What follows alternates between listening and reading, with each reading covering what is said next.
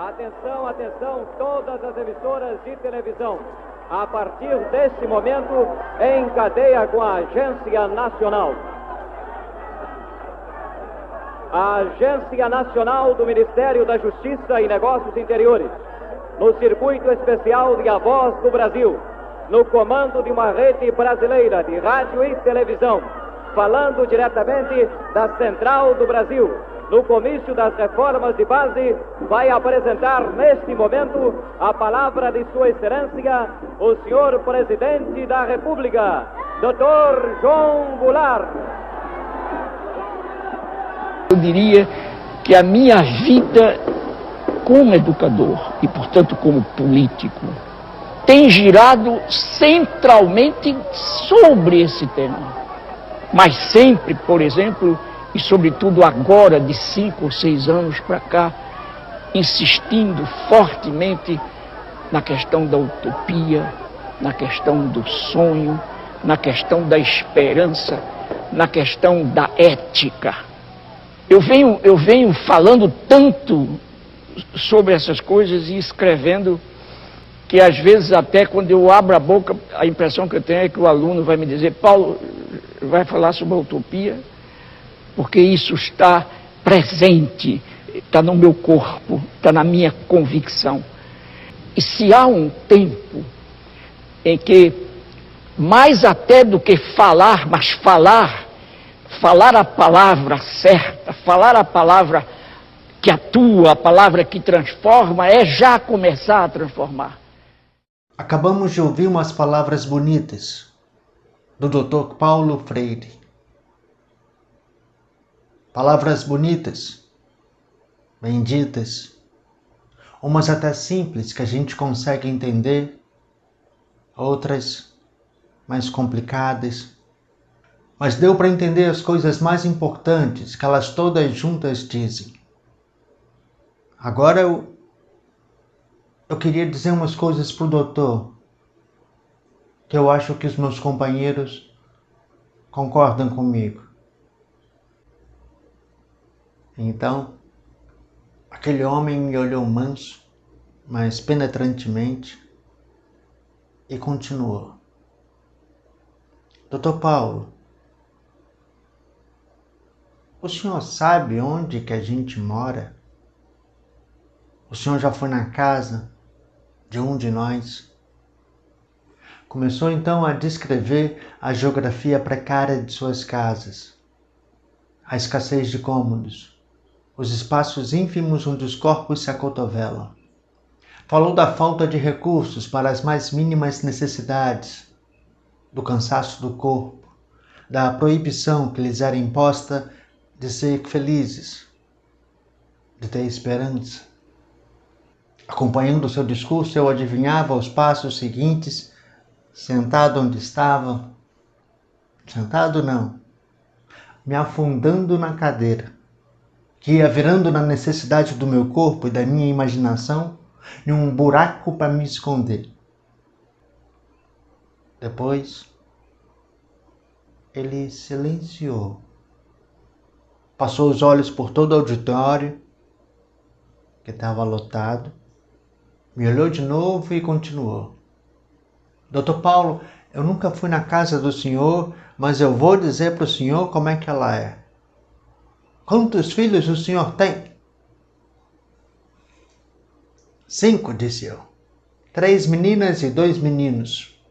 Pois bem, doutor Paulo, o senhor deve morar numa casa solta no terreno, que a gente chama de casa de oitão livre. O senhor deve ter um quarto só para o senhor e para sua esposa. Outro quarto grande para as meninas, um para os meninos, banheiro com água quente, cozinha com a linha Acme, um quarto de empregada bem menor do que o quarto das crianças e do lado de fora da casa. E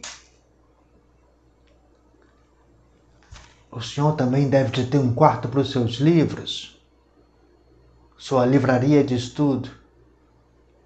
Está se vendo pela sua fala que o senhor é um homem de muito estudo, de boa memória. Não havia nada a acrescentar ou a retirar. Aquela era minha casa, um mundo diferente, confortável e agradável. Agora veja, doutor Paulo, a diferença. O senhor chega em casa do trabalho. A cabeça até que pode doer do trabalho que o senhor faz.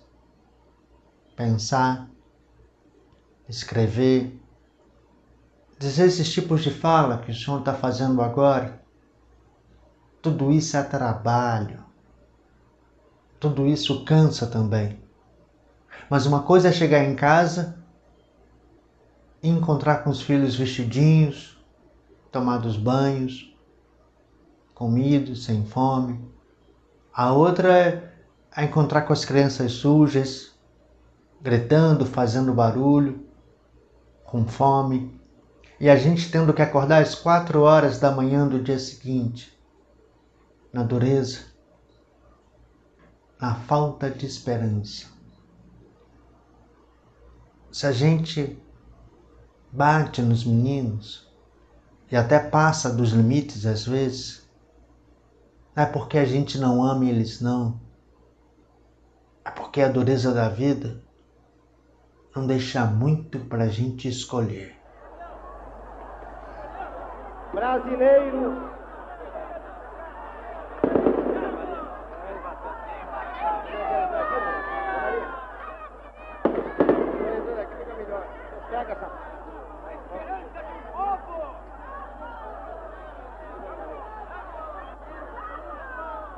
Brasileiros,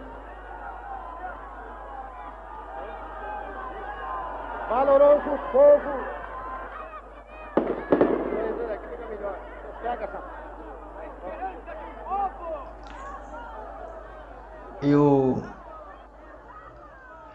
Eu não sei o nome desse homem. Eu não sei se ele está vivo ainda. Provavelmente não. Era um homem ainda jovem, com seus 40 anos. Pediu a palavra naquele auditório e me deu talvez a mais clara e contundente lição que eu tive na minha vida como educador.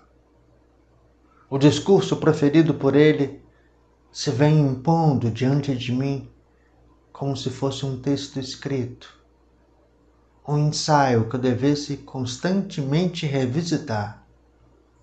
Nas idas e vindas de sua fala, na prosódia operária, nos movimentos do seu corpo, as metáforas tão comuns ao discurso popular.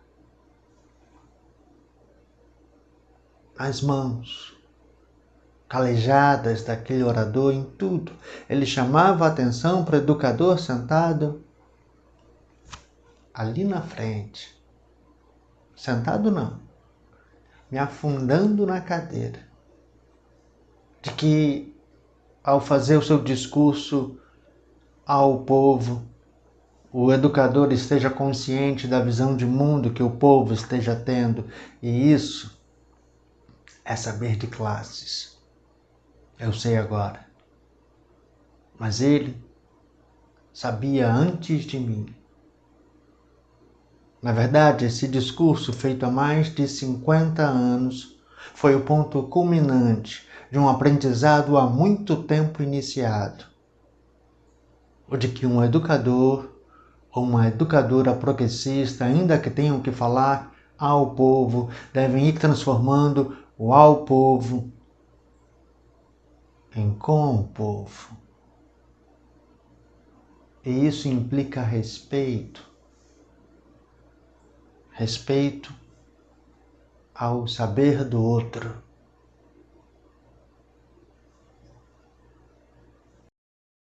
Eu morreria feliz se eu visse o Brasil cheio em seu tempo histórico de marchas. Marcha dos que não têm escola, marcha dos reprovados, marcha dos que querem amar e não podem, marcha dos que se recusam a uma obediência servil, marcha dos que se rebelam, marcha dos que querem ser e estão proibidos de ser. Eu acho que, afinal de contas, as marchas são andarilhagens históricas pelo mundo.